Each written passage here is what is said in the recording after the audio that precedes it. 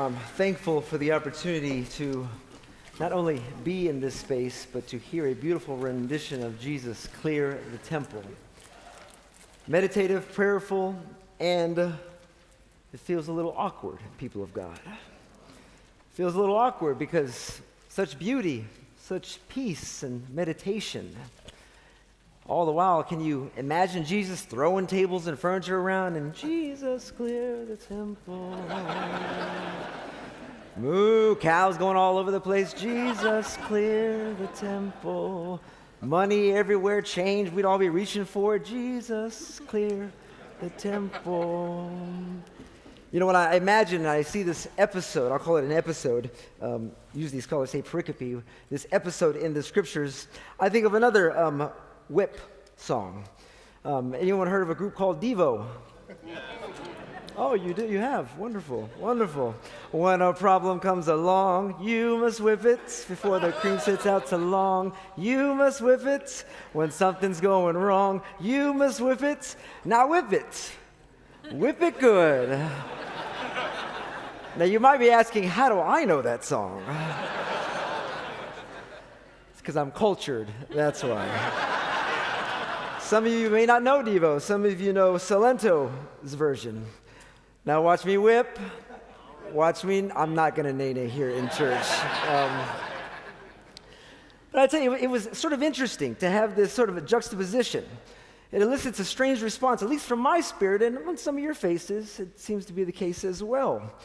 I can clearly see that the gospel, there's something different going on, right? The portrait we see of Jesus in the temple is radically different from this idea of Jesus that we have in our minds, the portraits on our walls and in our churches. Usually Jesus is spreading good news. He's making people smile. He's spreading hope. He's healing the sick. He's even turning water into wine. And yet, we move from this sort of abracadabra, water into wine Jesus, into this killjoy Jesus. So what happened? Why the turn all of a sudden? The beginning of chapter 2 in John, he's celebrating. The party must go on, water into wine, and then all of a sudden, things change. Something happened. And people of God, I will say that something always happens around the time of the Passover festival, especially in the first century. You might not know, but Passover is one of the most holiest times of the year for Jewish peoples, especially in Judea of the first century. It was marked by ancient Israel's deliverance from oppression from ancient Egypt. Now, while people usually try to keep calm during these festivals as much as you can, every Passover, the religious zealots, the revolutionaries, those who were just really passionate with the spirit at the time, really felt emboldened to not only speak up, but also to act out. And the Roman military police, as you might imagine, didn't want people acting out at a time like this. And so what did they do? They arrested people if you acted out. If there was any hint of protest or possible insurrection, you would be arrested. You might even be tried. You might be hung on a cross. You could act up if you wanted to, and the consequences would be severe. And so it wasn't just the Roman leaders, it was also the Jewish leaders who did not want to put up with such protest. You see, it wasn't the ideal situation to live under Roman rule, but Jesus is living in a time when many folks were sort of appreciative for this Caesar. At least Caesar allowed the Jewish people to worship in their temple. At least Caesar allowed them to continue on with their religion. And many appeasers, as they're called, thought, well, if we just act like all is well and acquiesce to the demands of Rome, all will be well. We will survive, they said. And the same dynamics that we encounter today were similar to Jesus' day, I believe. I can hear it now. Oh, stop that. The Roman army, they provide us with peace. They provide us with security. Let's not push that whole police brutality thing right now. We have freedom of religion. Let's not push that equal pay thing right now. I mean, they treat us cisgender men nice if we act like a man's man, if you know what I'm saying. Let's not push that trans inclusion stuff right now. I mean, after all, they let us marry whom we want. It's probably best we don't ask for the right to have a job or housing without any sort of discrimination right now. Let's all just behave. Let's be nice. And we Southerners, we know a thing or two about being nice. And when Jesus comes along talking about, I bring good news from this God in heaven, oh, he was a nice, salt of the earth kind of boy. And then, people of God, something happened. We don't know for sure, but we can surmise. Maybe this optimistic Jesus sees the huge income disparities in the big city of Jerusalem. You see, he's from Galilee in the north, and now he makes his trip down. Maybe he sees poverty, homelessness, on a much bigger scale than what he saw in Galilee. Maybe he's had a hard journey. I mean, it is, after all, a 5-day walk from Galilee all the way to Jerusalem. Maybe he's just tired. Maybe he just wants to worship God in spirit and in truth, as the Gospel of John says. Well, I imagine that when he arrives at the temple and he sees the grandeur and the beauty of the temple, maybe he's just thankful for what it all symbolizes. You see, it's supposed to symbolize something. You see grandeur, you see beauty of a temple and a religious space. It points to something, the beauty of God as well. And then he enters the actual temple. And maybe he sees women who are relegated to their section of the temple only. Maybe it's when he sees the Gentiles who are restricted from certain areas of the temple. Don't cross this line, he says. Maybe it's when he sees animals and money changers, and he sees people who seem to be more passionate about the business of God than they are with worshiping God. Now, don't get me wrong, the business of God was essential. I mean, if people are walking 5 days from other places, you do not want to come with sheep and cattle and doves. You already have to take care of yourself. You have to feed yourself. Imagine if you're carrying all these animals that you have for sacrifices. You've got a lot of cost to feed them as well. It's dangerous. Someone might steal them. And so you see, it was actually an act of justice for temple authorities to provide opportunities for people to leave their animals at home and come to the temple and just buy them there. Nothing unjust about it, scholars say. As a matter of fact, it was a means to provide justice. But like we all get sometimes, maybe Jesus is like us. It's never about only one thing in our lives. In fact, it's the culmination of multiple occurrences of being wronged in our lives.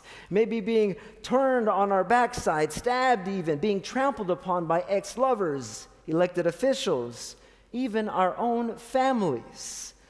And after a while, maybe like you've had enough. After a while, Jesus has had enough. And he loses his temper, or as scholars say, he found his righteous anger. And the gospel says that Jesus made a whip. Now, this wasn't a serious whip, I want to say, because just like our modern day churches have a no weapons policy, the temple in the first century also had a no weapons policy. Would you look at that, our facilities folks, doing good based on the Bible and first century Judaism. Look at there. And yet Jesus somehow finds a way. While he's inside the temple, he finds a way to be an innovator of sorts. Now, maybe he's just like my grandmother. You know, when I was a kid, grandma didn't really need a belt to do anything. You acted up and you talked back. Whatever was in front of her, she'd even use her shoe and her chancla. She didn't have to use it at all. But just seeing it was threat enough for you to not act up anymore. Jesus just finds anything right there, and he makes some sort of whip out of cords. And he starts whipping things. Now, whip it good. Sheep, cattle, even the doves of all things, symbols of peace for ages upon ages. And yet, like my grandfather would say, get those birds out of my house. Jesus is having none of it. And of course, you know what everyone else is saying to themselves inside the temple. This is why we can't have nice things. This is why we can't have freedom and liberation amongst our people, because these prophets that come from Galilee, not the city prophets, these prophets that come from Galilee, they don't know how to act. Go back to your own home, Jesus. You're making us look bad. You're embarrassing us. You're a killjoy, I can imagine them saying. The people of God, maybe you've been a killjoy a time or two in your life. Now, I'm not talking about being a Debbie Downer of sorts, but an actual killjoy. Years ago, I used to invite friends over during holiday breaks during college because many of them didn't have other places to go to, and my home was the closest. And it was always a fearful thing. And you know how it is. You know how family members can be. Sometimes they say things, right, that you don't want them to say. Sometimes they do things that you don't want them to do. Well, this one Thanksgiving brought my best friend and another friend from school. And my grandmother and my other family members, they know them, right? They've met them before. She grew up with my best friend, Jessica. Not a problem. But she saw her in high school. Loves her. We pull up to the house. She starts walking up the sidewalk. Mija, oh, give me a hug. And they hug. And in the midst of the hug, steps back, looks up and down, like she's short or something. Looks up and down and says, Mija, you got fat.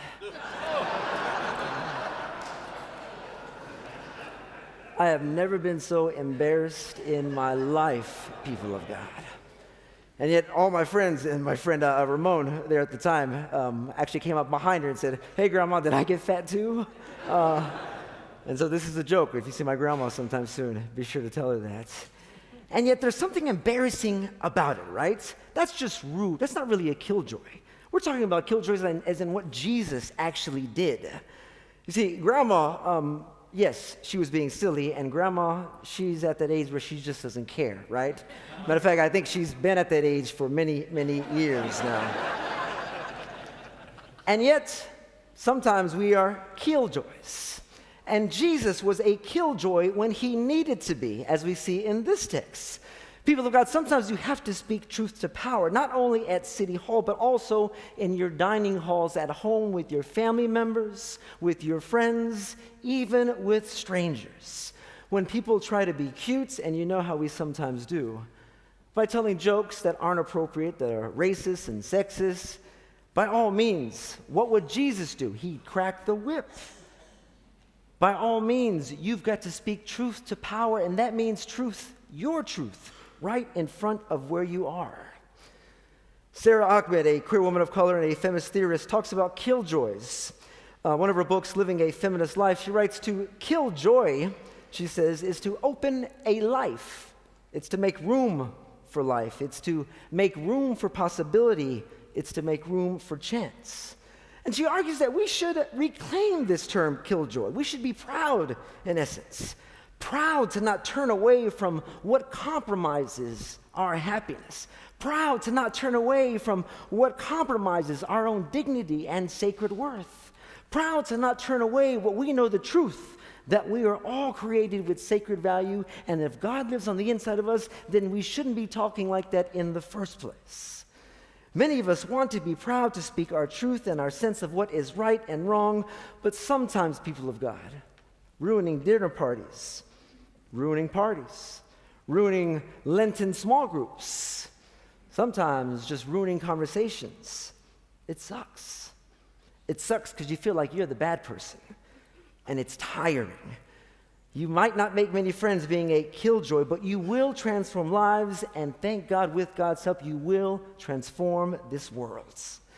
And the reality is, it still can be exhausting in our lives. Trying to change this world can be so exhausting. Just look at the person of Jesus. And yet Jesus calls us to be both killjoys and people of joy.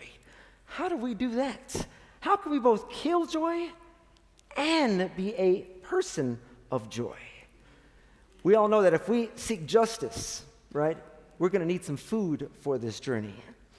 And just being mad at everyone around you isn't going to help at all. We need some hope and some joy in our lives. Many of you know the story of when I first became ordained around 10 years ago.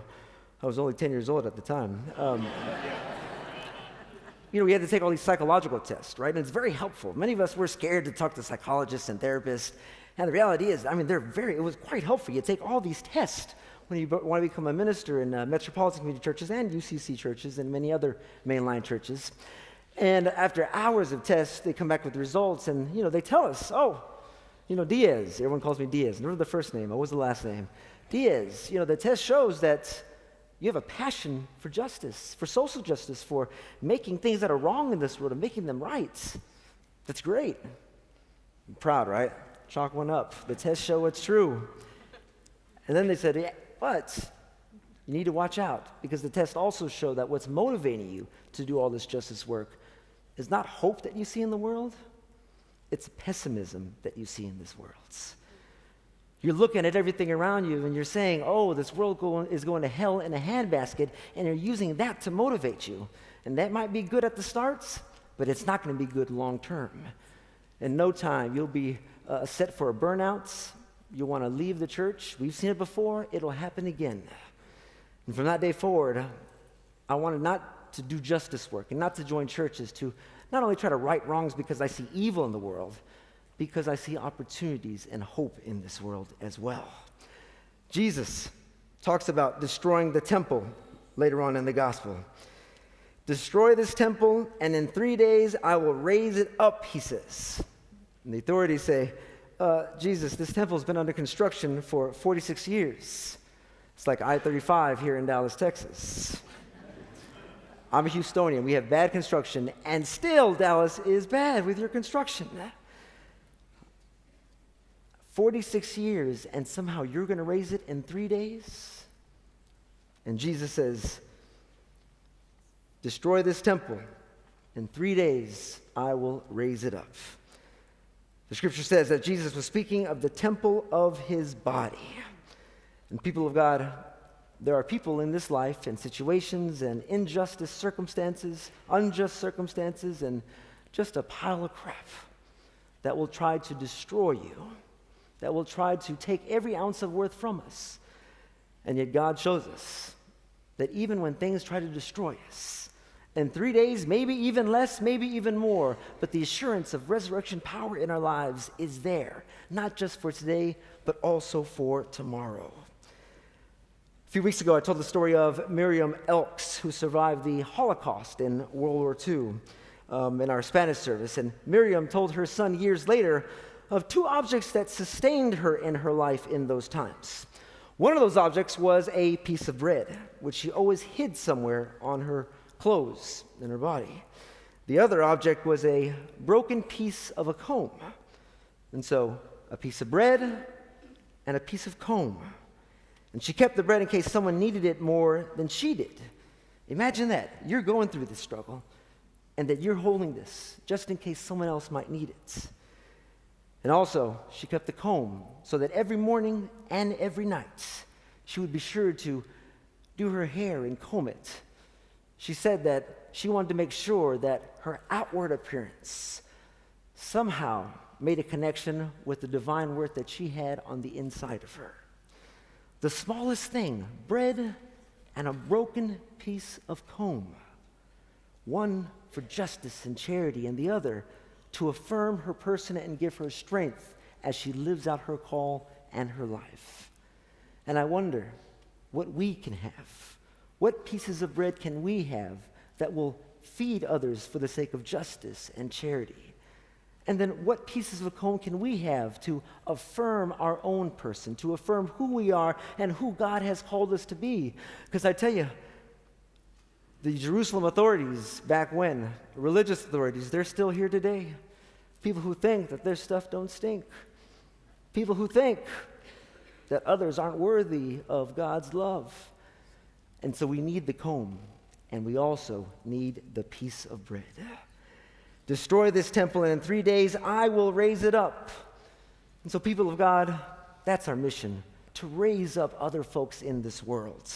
Help people be released from loneliness and from shame, and do it by embodying God's call on your life. Let people know that no matter what they've been through, no matter what they're going through, that they indeed have sacred value, and that there's nothing in this world that can take away the God who lives on the inside of them. Remember, God calls you good. We should call others good as well. Fight for justice, and also be just to yourself. Amen.